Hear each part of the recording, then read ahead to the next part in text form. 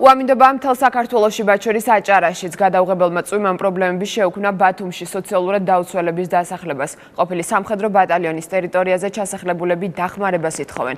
დატბორილია მათი საცხოვრებელი ფიცრულები, ტერიტორიიდან ვერ ხერხდება პატარების გაყვანა. სიტუაციას ამძიმებს ისიც, რომ ტერიტორიაზე არ არსებობს საკანალიზაციო სისტემა და სანიაღვრე არხები.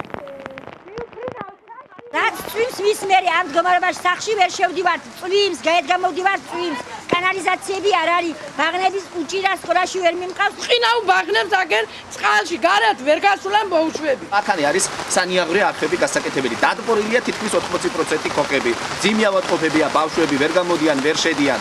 და იმის გამო რომ ფინანსთა სამინისტრო რაღაცა ჯინზია რომ არიქა სახელმწიფო ტერიტორიაზე თვითნებურად შევიდნენ, არავის არ აძლევს საშუალებას რომ აქ შესაბამისი საშუალებების სამუშაოები ჩატარდეს.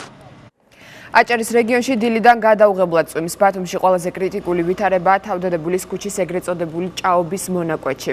აქ პარალიზებულია მოძრაობა, დატბორილია საცხოვრებელი სახლების პირველი სართულები. განადგურდა მოსახლეობის ელექტროტექნიკა და საყოფაცხოვრებო ნივთები.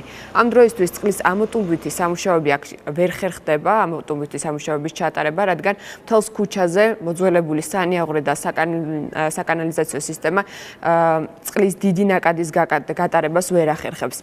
სპეციალისტები გამოდარებას და წყლის დონის დაწევას ელოდებიან. რთული ვითარება მაიაკოვსკის და გოგოლის ქუჩებზეც. დატბორილია სახლები და სარდაფები. ადგილზე მობილიზებულია მერის შესაბამისი სამსახურების სპეციალური ტექნიკა და ამოტუმბვითი სამუშაოები მიმდინარეობს. ზღვაზე 4 ბალაბდე შტორმი ფიქსირდება.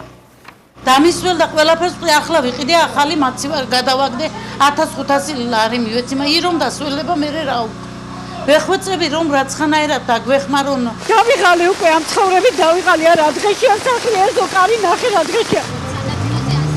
სანაპირო ზოლში სრული სიმშვიდეა, ღელვის სიმძლავრე დაახლოებით 4 ბალამდეა და არავითარ საშიშროებას არ წარმოადგენს. უფრო დატბორილია ქალაქის ჭაობის დასახლებას, რომელსაც ვიძახით, რომელიც ტრადიციულად იტბორებოდა 40-მდე შეტყობილი